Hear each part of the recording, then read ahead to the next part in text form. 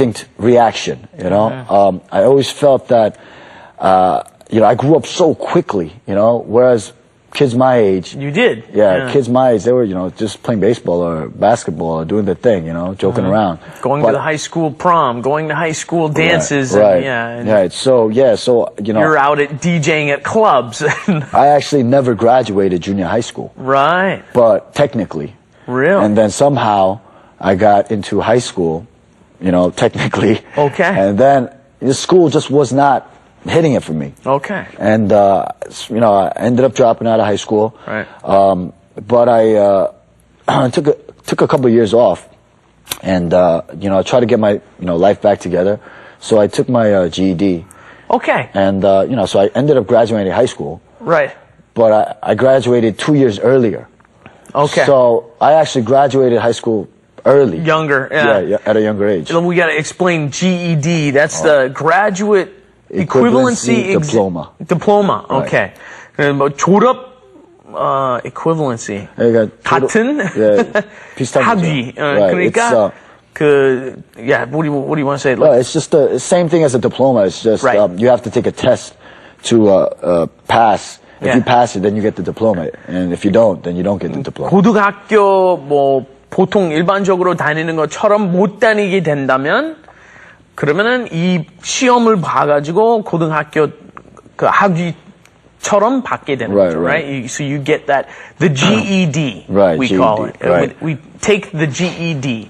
So you went and you got your GED, but you're only what, 16 years old? Right.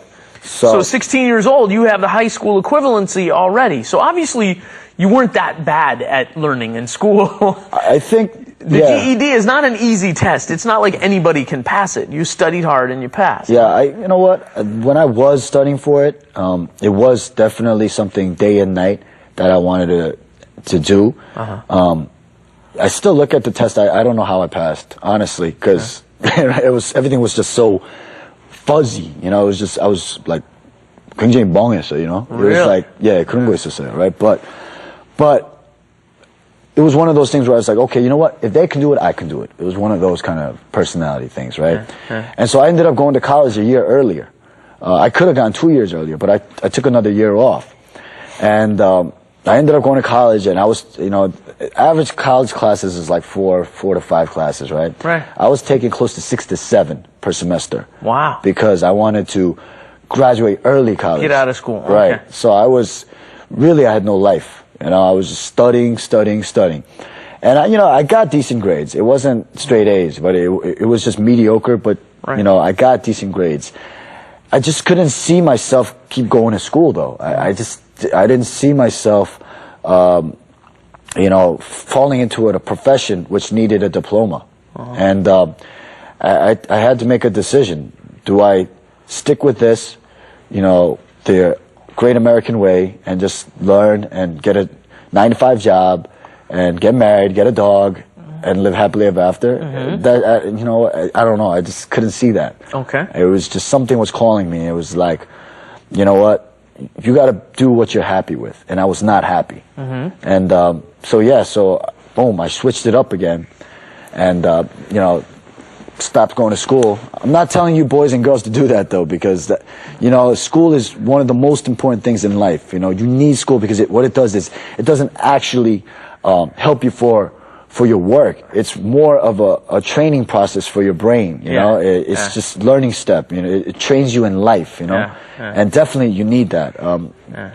But for me... But it wasn't your choice. Right. You decided you were going to try something different. Right. And so what did you do? You headed to Korea at that point? So, at that point, my grandmother bought me a present. She bought me a ticket to Korea. Really? And it was my first time, so as soon as I landed at the airport... How old were you, 18? No, I was 21. 21? Yeah, I was 21. So, I landed at the airport... And Kimpo. At that time it was Kimpo. Landed at Kimpo. Yep, no Incheon back then. Yeah, it was.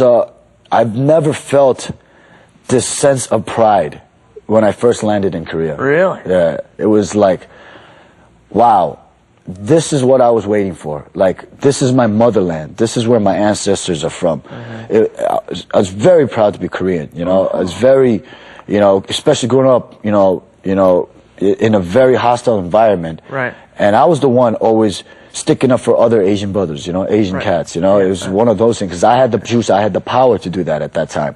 But when I got to Korea, it was, it wasn't like that anymore. It was, these are my peoples. Right. And it was one of those almost, you have so much pride in you, and it really, it makes you very emotional. Yeah. And I walk outside, I see all these kids and parents and young kids, and they were all Korean. Yeah. And I already felt so close to them. Like, I want to say, like, what's up, my brother? What's up? Hey, I just wanted to be like that. It was just. I can imagine your entire life.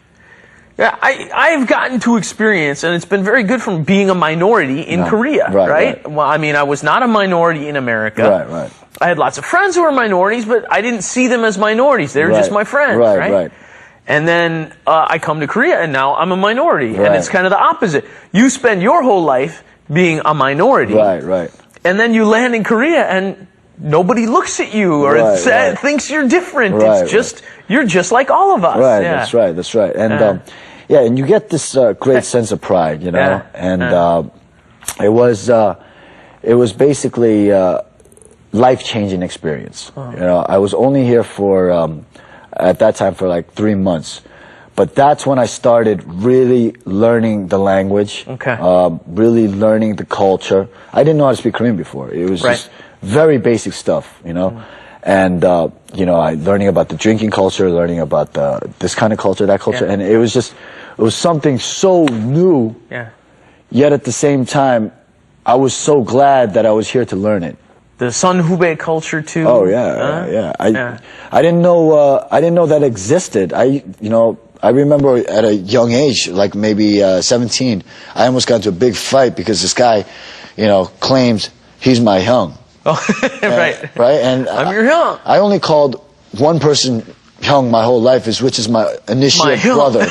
My brother. My brother. So, Shin hyung. Yeah. Right. So he was like, no. I'm older than you. You have to call me hyung.